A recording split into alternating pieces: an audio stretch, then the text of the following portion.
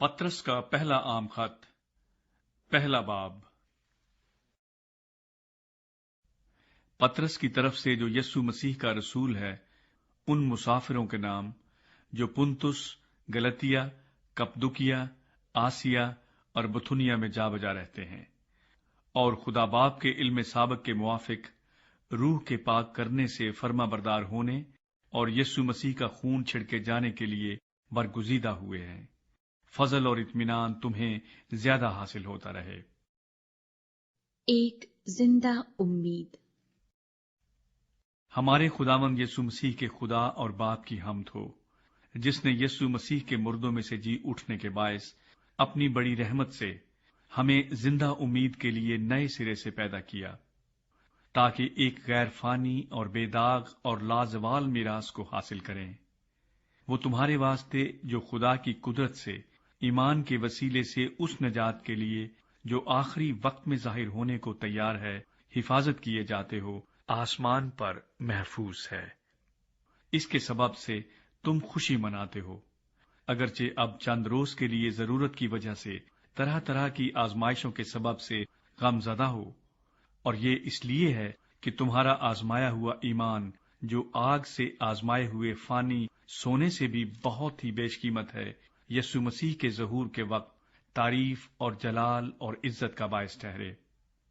اس سے تم بے دیکھے محبت رکھتے ہو، اور اگرچہ اس وقت اس کو نہیں دیکھتے تو بھی اس پر ایمان لا کر ایسی خوشی مناتے ہو جو بیان سے باہر اور جلال سے بھری ہے، اور اپنے ایمان کا مقصد یعنی روحوں کی نجات حاصل کرتے ہو۔ اسی نجات کی بابت ان نبیوں نے بڑی تلاش اور تحقیق کی جنہوں نے اس فضل کے بارے میں جو تم پر ہونے کو تھا نبوت کی۔ انہوں نے اس بات کی تحقیق کی کہ مسیح کا روح جو ان میں تھا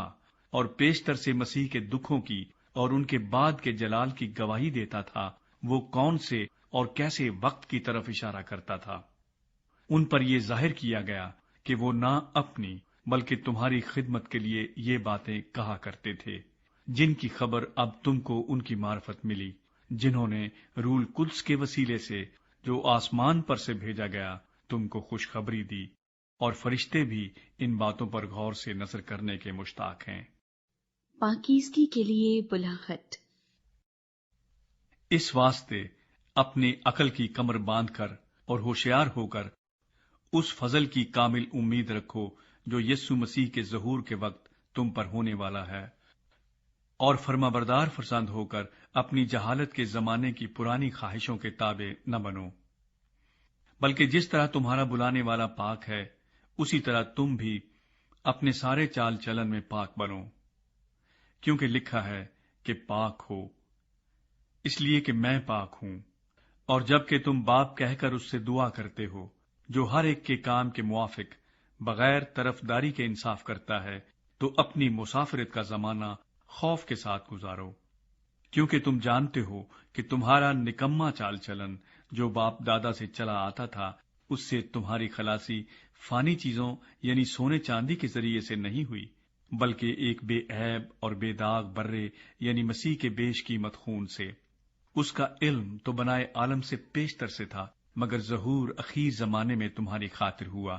کہ اس کے وسیلے سے خدا پر ایمان لائے ہو، جس نے اس کو مردوں میں سے جلایا اور جلال بخشا، تاکہ تمہارا ایمان اور امید خدا پر ہو۔ چونکہ تم نے حق کی تابعداری سے اپنے دلوں کو پاک کیا ہے، جس سے بھائیوں کی بے ریا محبت پیدا ہوئی، اس لیے دل و جان سے آپس میں بہت محبت رکھو، کیونکہ تم فانی تخم سے نہیں بلکہ غیر فانی سے، خدا کے کلام کے وسیلے سے جو زندہ اور قائم ہے، نئے سرے سے پیدا ہوئے ہو۔ چنانچہ ہر بشر گھاس کی مانند ہے، اور اس کی ساری شان و شوکت گھاس کے پھول کی مانند۔ گھاس تو سوکھ جاتی ہے اور پھول گر جاتا ہے، لیکن خداوند کا کلام ابد تک قائم رہے گا۔ یہ وہی خوشخبری کا کلام ہے جو تمہیں سنایا گیا تھا۔ دوسرا باب، زندہ پتھر اور مقدس قوم۔ پس ہر طرح کی بدخواہی اور ساری فریب اور ریاکاری اور حسد اور ہر طرح کی بدگوئی کو دور کر کے نوزاد بچوں کی مانند خالص روحانی دودھ کے مشتاق رہو، تاکہ اس کے ذریعے سے نجات حاصل کرنے کے لیے بڑھتے جاؤ۔ اگر تم نے خداوند کے مہربان ہونے کا مزہ چکھا ہے، اس کے یعنی آدمیوں کے رد کیے ہوئے پر خدا کے چنے ہوئے اور قیمتی زندہ پتھر کے پاس آ کر تم بھی زندہ پتھروں کی طرح روحانی گھر بنتے جاتے ہو، تاکہ کاہنوں کا مقدس فرقہ بن کر ایسی روحانی قربانیاں چڑھاؤ جو یسوع مسیح کے وسیلے سے خدا کے نزدیک مقبول ہوتی ہیں۔ چنانچہ کتاب مقدس میں آیا ہے کہ دیکھو، میں صہیون میں کونے کے سرے کا چنا ہوا اور قیمتی پتھر رکھتا ہوں، جو اس پر ایمان لائے گا ہرگز شرمندہ نہ ہوگا۔ بس تم ایمان لانے والوں کے لیے تو وہ قیمتی ہے، مگر ایمان نہ لانے والوں کے لیے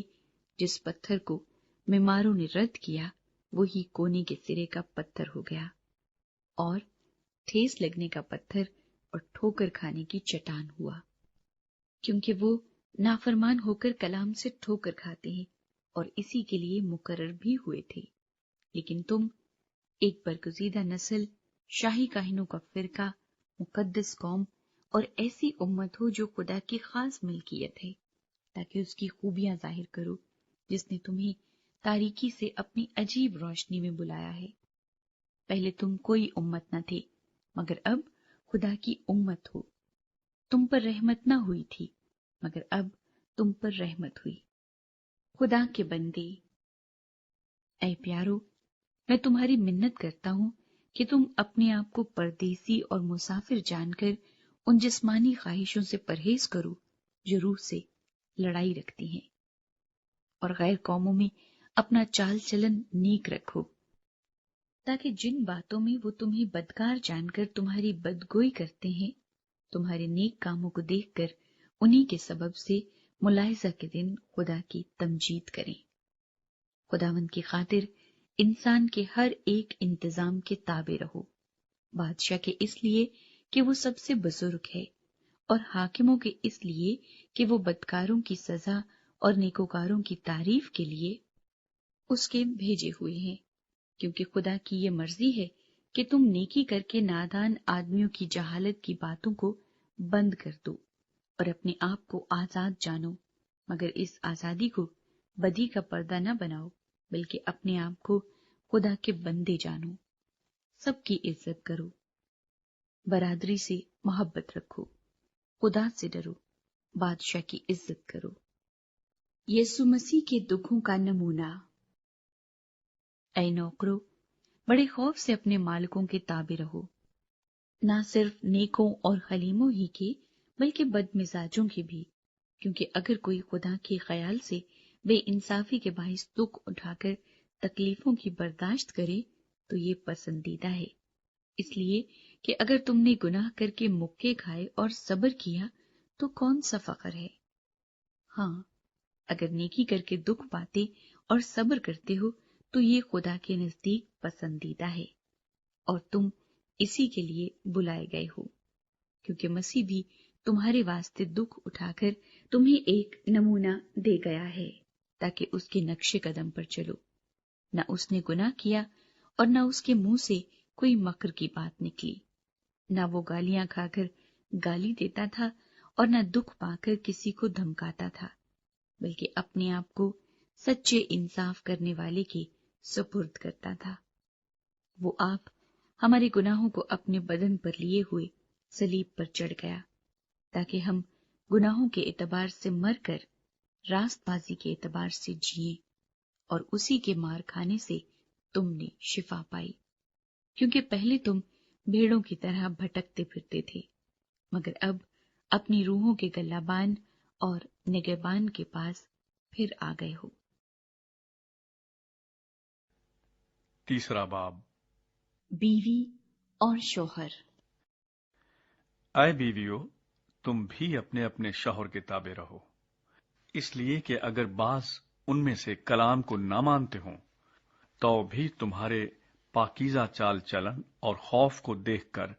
بغیر کلام کے اپنی اپنی بیوی کے چال چلن سے خدا کی طرف کھنچ جائیں، اور تمہارا سنگار ظاہری نہ ہو، یعنی سر گوندھنا اور سونے کے زیور اور طرح طرح کے کپڑے پہننا، بلکہ تمہاری باطنی اور پوشیدہ انسانیت حلم اور مزاج کی غربت کی غیر فانی آرائش سے آراستہ رہے، کیونکہ خدا کے نزدیک اس کی بڑی قدر ہے۔ اور اگلے زمانے میں بھی خدا پر امید رکھنے والی مقدس عورتیں اپنے آپ کو اسی طرح سنوارتی اور اپنے اپنے شوہر کے تابع رہتی تھیں۔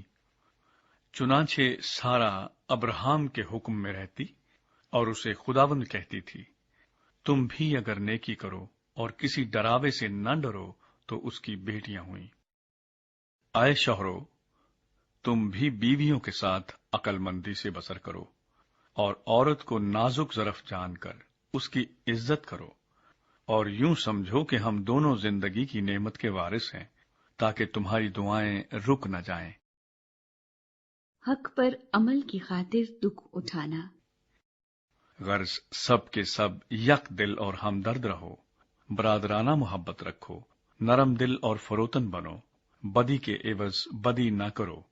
اور گالی کے بدلے گالی نہ دو، بلکہ اس کے برعکس برکت چاہو، کیونکہ تم برکت کے وارث ہونے کے لیے بلائے گئے ہو۔ چنانچہ جو کوئی زندگی سے خوش ہونا اور اچھے دن دیکھنا چاہے، وہ زبان کو بدی سے اور ہونٹوں کو مکر کی بات کہنے سے باز رکھے، بدی سے کنارہ کرے اور نیکی کو عمل میں لائے، صلح کا طالب ہو اور اس کی کوشش میں رہے، کیونکہ خداوند کی نظر راست بازوں کی طرف ہے اور اس کے کان ان کی دعا پر لگے ہیں، مگر بدکار خداوند کی نگاہ میں ہیں۔ اگر تم نیکی کرنے میں سرگرم ہو تو تم سے بدی کرنے والا کون ہے؟ اور اگر راست بازی کی خاطر دکھ سہو بھی تو تم مبارک ہو، نہ ان کے ڈرانے سے ڈرو اور نہ گھبراؤ، بلکہ مسیح کو خداوند جان کر اپنے دلوں میں مقدس سمجھو، اور جو کوئی تم سے تمہاری امید کی وجہ دریافت کرے اس کو جواب دینے کے لیے ہر وقت مستعد رہو، مگر حلم اور خوف کے ساتھ، اور نیت بھی نیک رکھو، تاکہ جن باتوں میں تمہاری بدگوئی ہوتی ہے انہی میں وہ لوگ شرمندہ ہوں جو تمہارے مسیحی نیک چال چلن پر لان تان کرتے ہیں، کیونکہ اگر خدا کی یہی مرضی ہو کہ تم نیکی کرنے کے سبب سے دکھ اٹھاؤ تو یہ بدی کرنے کے سبب سے دکھ اٹھانے سے بہتر ہے، اس لیے کہ مسیح نے بھی یعنی راست باز نے ناراستوں کے لیے گناہوں کے باعث ایک بار دکھ اٹھایا تاکہ ہم کو خدا کے پاس پہنچائے۔ وہ جسم کے اعتبار سے تو مارا گیا لیکن روح کے اعتبار سے زندہ کیا گیا، اسی میں اس نے جا کر ان قیدی روحوں میں منادی کی جو اس اگلے زمانے میں نافرمان تھیں، جب خدا نوح کے وقت میں تحمل کر کے ٹھہرا رہا تھا اور وہ کشتی تیار ہو رہی تھی جس پر سوار ہو کر تھوڑے سے آدمی یعنی 8 جانیں پانی کے وسیلے سے بچیں، اور اسی پانی کا مشابہ بھی یعنی بپتسمہ یسوع مسیح کے جی اٹھنے کے وسیلے سے اب تمہیں بچاتا ہے۔ اس سے جسم کی نجاست کا دور کرنا مراد نہیں، بلکہ خالص نیت سے خدا کا طالب ہونا مراد ہے۔ وہ آسمان پر جا کر خدا کی دائیں طرف بیٹھا ہے اور فرشتے اور اختیارات اور قدرتیں اس کے تابع کی گئی ہیں۔ چوتھا باب۔ بس جبکہ مسیح نے جسم کے اعتبار سے دکھ اٹھایا تو تم بھی ایسا ہی مزاج اختیار کر کے ہتھیار بند بنو، کیونکہ جس نے جسم کے اعتبار سے دکھ اٹھایا اس نے گناہ سے فراغت پائی، تاکہ آئندہ کو اپنی باقی جسمانی زندگی آدمیوں کی خواہشوں کے مطابق نہ گزارے بلکہ خدا کی مرضی کے مطابق، اس واسطے کہ غیر قوموں کی مرضی کے موافق کام کرنے اور شہوت پرستی، بری خواہشوں، میخوری، ناچ رنگ، نشہ بازی اور مکروہ بت پرستی میں